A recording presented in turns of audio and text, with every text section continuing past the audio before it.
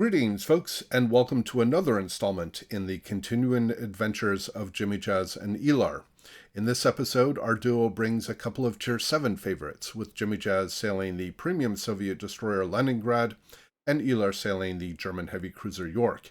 Now, they face some steep up-tiering as part of a tier-IX domination match on Crash Zone Alpha, and our audience may be asking themselves, how will a couple of bottom-dwelling ships fare against the plethora of larger and more powerful opponents?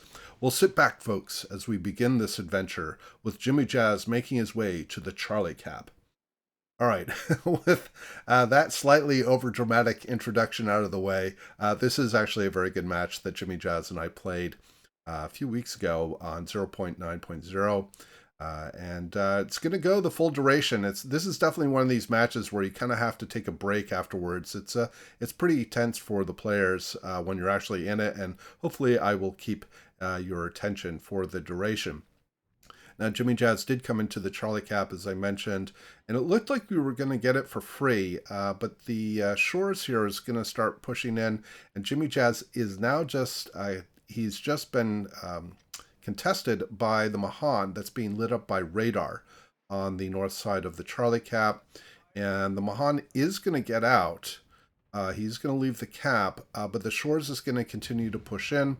And we've switched to my position in the York, where I have a pretty good broadside position on the Shores.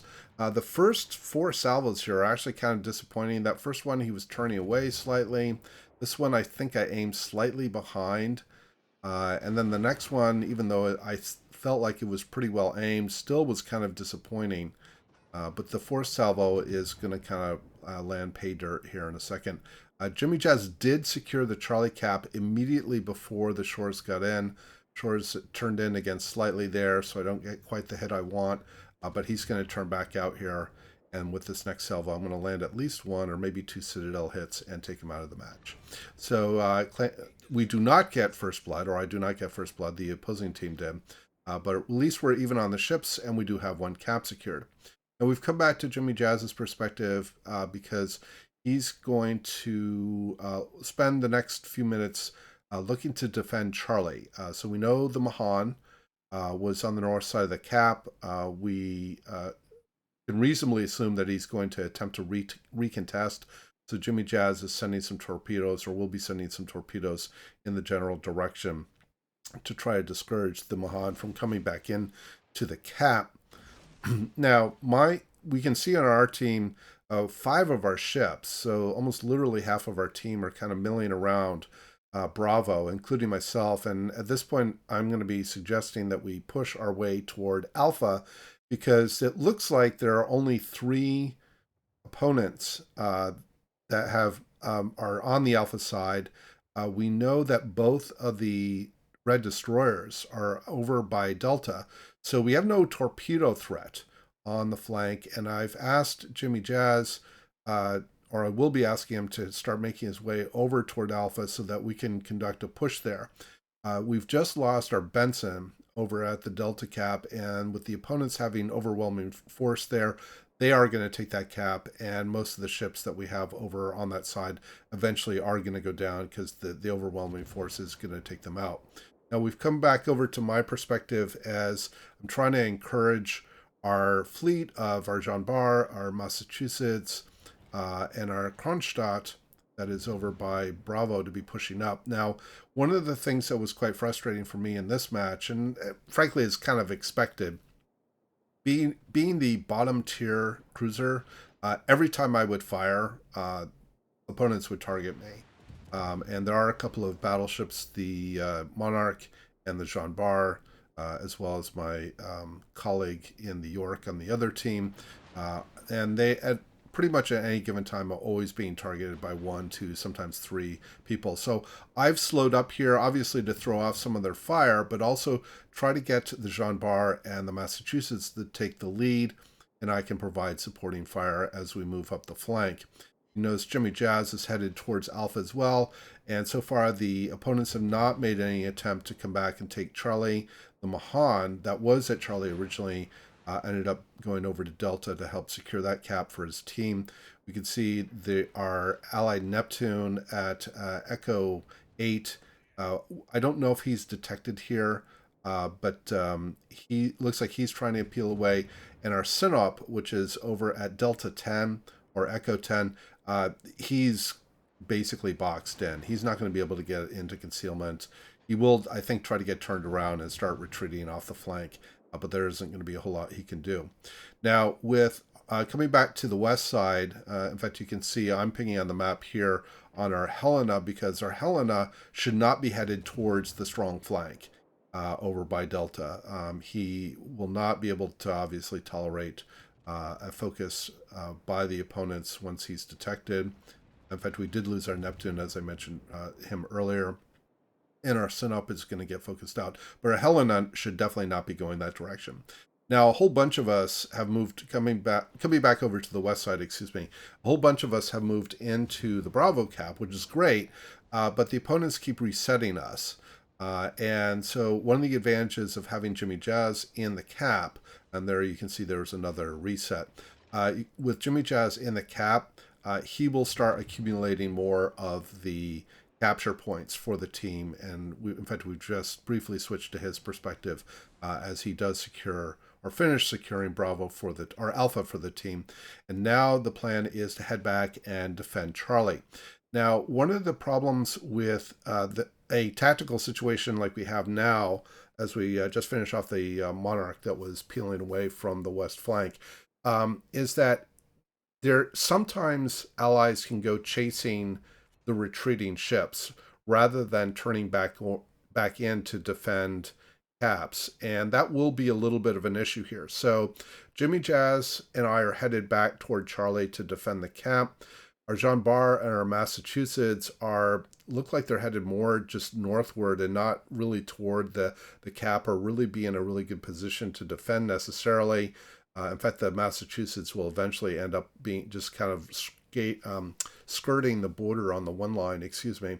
And then there we just lost our Sinop that I mentioned earlier. We have a Tirpitz that's over at Hotel 9, and he is quite far from play. Yes, he doesn't want to be focused out. In fact, you can see I'm pinging on the map here but we do need him closer to action. And if I remember correctly, he has most of his health. Jimijaz, I think, was looking to try to get a torpedo strike on the Lenin that has set up a defensive position over on the west side of Delta, but the Lenin is actually backing off, and a better choice would be to go after the Missouri. Our Kronstadt that has just moved in toward the Charlie cap is radared and is lighting up the Mahan and the Kagero, which are over on the 8 line. So that's a significant threat in terms of being able to maintain control on the Charlie cap, because they could be putting in flanking torpedo runs. Now, our Helena, as I mentioned earlier, he's quite wounded. As you can see, there's some torpedoes going in on the Tirpitz, who's still quite healthy. But our Helena is very, very overextended.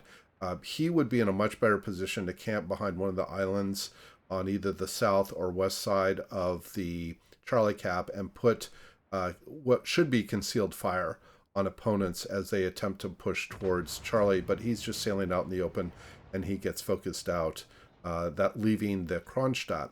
Now, the Kronstadt is now going to be the focus of the opponents as he pushes towards the Missouri. And again, he's very overextended, and he's not in a position that he could end up turning because he'll just end up giving his broadside to at least 1 or 2 battleships. Here, Jimijaz gets lit by radar, so we know that the Baltimore is over in the area, or I'm sorry, the Buffalo, excuse me, is over in the area, and there we can just see he's popped up behind the smoke screen. Jimijaz is going to have to peel away here. Now,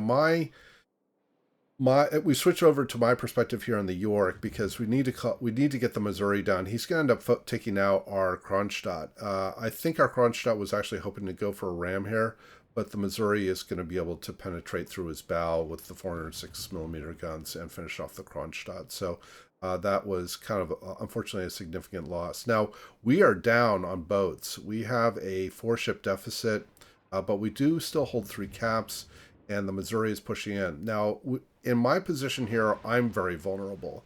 I had intended to try to be positioned behind stronger allies or more well-armored allies.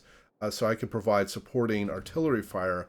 But with both our Helena and there I probably took a Citadel from the Jean Bar with or maybe from the Lenin. The with the Jean Bar and the Massachusetts not providing tanking services over at Charlie, I had to duck behind the island. In fact, you can see I'm picking on the map here because our among our most powerful and best armored opponents or allies, excuse me, are not really in a position to support us too well. Now the Jean Bar is going to get a little better in position where he is over on the east side of Alpha, but Jimijaz is putting fire on the Missouri here in an effort to try to get him down and certainly get the resets on the ship. You can see some fire going in, but Jimijaz does get the final shell in on the Missouri and finishes him off. But Charlie is now being contested further, so we know that one of the two destroyers has moved into the Charlie cap. Come back to my perspective, and as you can see, every time I kind of poke out here, I get targeted by, in this case, the Jean Bar, and I've had to cut back in behind the island, stay in some cover. And we've come back to Jimijaz's perspective, as he's going to drop me some smoke. And this will give me an opportunity to escape and reposition to a place that's better suited for me. Now, this is a key reason that I like being in a division, and Jimijaz does as well, is that the division mates can cooperate like this, and it's very important that they be on voice communications so that everything is real time. Jimijaz dropped some nice smoke for me as we now have detected the Kagero. Yes, that's the Kagero that helped go in and take out or attempt to take the Charlie cap. Now we have successfully defended the cap again, and I'm going to get a few more shots in here, hopefully to try to finish off the Kagero. But I'm going to get detected, and again, the Jean Bar or the Lenin is going to look to target me, and I really do need to get out now. Get some more opportunistic fire from the smoke screen in on some opponents, but otherwise I need to reposition. I do get another fire on the Jean Bar, which is nice. Now the opponent, I'm not sure. I don't remember why the Kagero left the camp. Maybe he was radared by the Kronstadt that is over on the north side of Alpha. I don't remember. But we've come back to Jimijaz's perspective as he's sending some torpedoes on the Jean Bar. The Jean Bar is the lowest health opponent that's really in a position to be able to help take the Charlie cap for his team. But they're selling away from the cap instead of helping to take the cap. Now, I think the Kagero will attempt, or at least the Kagero or Mahan will attempt to go back in and take Charlie. But given the current situation, with us being, it's a 9-on-5 situation, our team is actually taking the lead here because we've held these three caps for such a long time that it's really helped us out. And Jimijaz is going to get a landed torpedo here on the Jean Bar and finish off the Jean Bar and narrow the ship gap by 2. Now, the Charlie cap is being contested again, and Jimijaz is going to head back toward Charlie so we can try to find out who it is. I think it's the Mahan at this point. And you can see myself in New York. I've peeled quite far away because I need to be able to fire in a position where I won't be the focus of the battleships. And yes, we in fact did see the Mahan that is in the Charlie cap. Jimijaz is going to go over and try to at least get some resets. The Tirpitz that was over on our Tirpitz that was over on the east flank has gone down. Buffalo and the Nagato, here's the Mahan, are moving down the flank. So we're kind of getting pincered here. In fact, we've just lost our Kronstadt, so it leaves Jimijaz, myself, and our Massachusetts, with our Massachusetts over on the 2 line. Come back to my perspective as we see the Kagero again. I do get a salvo off, and I am going to tag him and take him out of the match. I don't know if somebody else got some shells on him. I think he had more health than one shell from me would have finished him off. But as luck would have it, we do take him out. But unfortunately, we lose the Massachusetts. So now it's just Jimijaz and me. Now we have a very narrow lead. The opponents are going to take Charlie. We can't stop that now. We just don't have the health and resources to attempt to contest it. We've switched back to Jimijaz's perspective as he's going to at least try to keep the flank spotted. And really what we're trying to do here is defend what we have. And if at all possible, if we have some opportunity to finish off some opponents to expand our point lead, that is ideal. But it's a 2-on-7 situation. So this is pretty dire. And we can only be thankful that we've held 3 caps for such a long time, that we do have this very, very narrow lead. But we're gonna lose that lead as soon as the opponents move into one of either Alpha or Bravo, as we'll stop getting points from that cap. And Jimijaz, I think, originally was gonna see if he could try to get a strike maybe on the Nagato, but with the Buffalo behind him, that's probably not a good choice either. So we've elected to come back up north. I'm trying to sort of split the difference between the 2 cap areas, depending upon which opponents get closer to which cap, so that I can try to defend, but also not get taken out or one-shot, because the opponents still have, you know, a Lenin and a Nagato and a Buffalo as well. And here is the Neptune, who, well, apparently didn't have any repair parties left, and with 1 salvo, Jimijaz is able to finish him off, but you can see he's immediately targeted by the majority of the opponents. But that taking out the Neptune is a key in terms of expanding our point lead. So now there's even greater pressure on the opponents to attempt to take caps, because they can't just stop 1 cap and then get the lead in a few seconds. They actually either have to sink us or take caps and hold them for a while, and there's less than 2 minutes remaining. Now we've come over to my perspective as I'm going to put in a few shots on the Buffalo to try to keep the Bravo cap reset. And we come back to Jimijaz's perspective as he's now detected the low health Lenin. Now the Lenin and the upper tier Soviet battleships have very heavy armor, and these shells, unless Jimijaz is able to get up into the superstructure, which looks fairly saturated from what I can see here, it's going to be quite difficult for him to get him down. But with some good targeting, Jimijaz is consistently landing shells on the superstructure, and he is going to take out the Lenin for his 4th kill. Now he has 4 kills and less than 35,000 in damage, so definitely doing some cleanup here, but crucial kills nonetheless.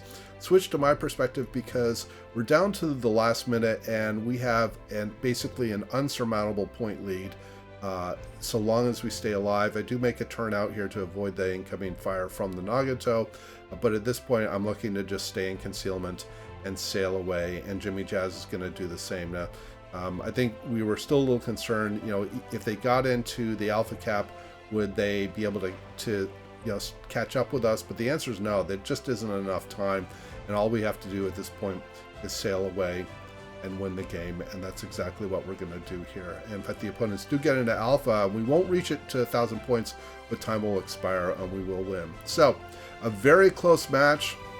And this is one of the advantages of being bottom tier, is that by doing damage and doing work against upper tier opponents, you earn more experience. So we come in top for our team. Like I mentioned, Jimijaz, less than 35k, but some really crucial late kills in order to secure the win, as well as some caps.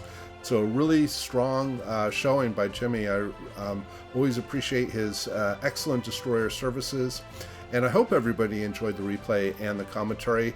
Please do leave your comments below. And as always, we hope to see you out there on the virtual seas, and we wish you happy sailing.